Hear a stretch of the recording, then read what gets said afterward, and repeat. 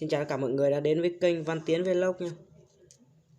Hôm nay mình sẽ giới thiệu cho mọi người làm một quả pháo hoa tự chế để chơi Tết. Nguyên liệu gồm có là giấy tầm khoảng 4 tờ một quả mọi người nhé, than, lưu huỳnh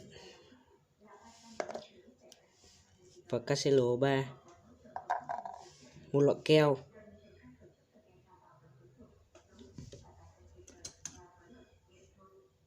một chiếc kéo, một cuộn băng dính và một chiếc nhíp. Băng dính là hạt start.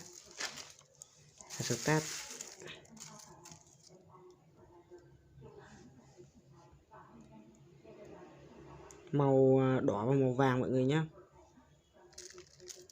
Mình sẽ có clip hướng dẫn chi tiết sau.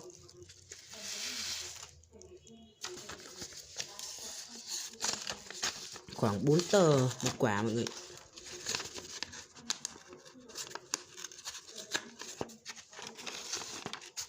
Ống mình dùng ống loại này nhé.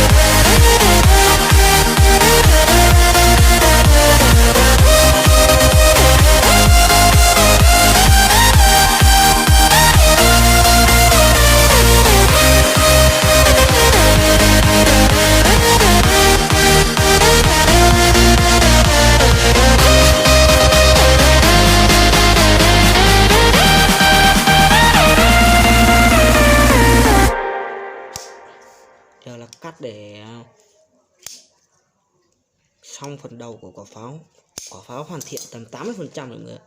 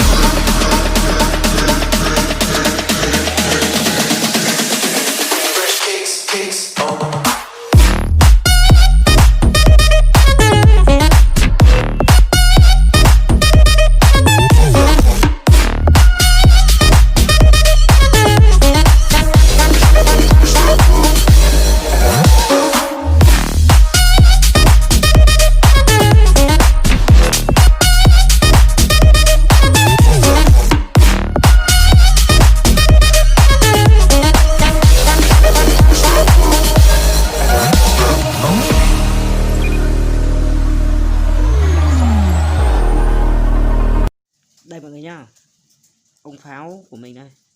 Giờ mình sẽ bỏ thuốc phóng vào và cho quả pháo này và sẽ đi test thử cho anh em xem nó đẹp như thế nào nhá.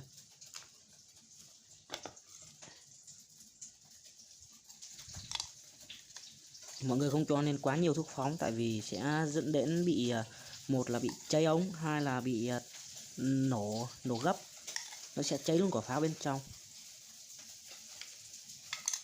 Như mình cho tầm khoảng 3 thìa vào đây, một quả pháo của mình.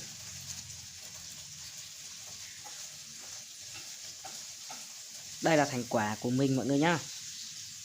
Một quả pháo hoa mình đã bỏ xong vào trong. Giờ mình sẽ đi test cho mọi người nhá.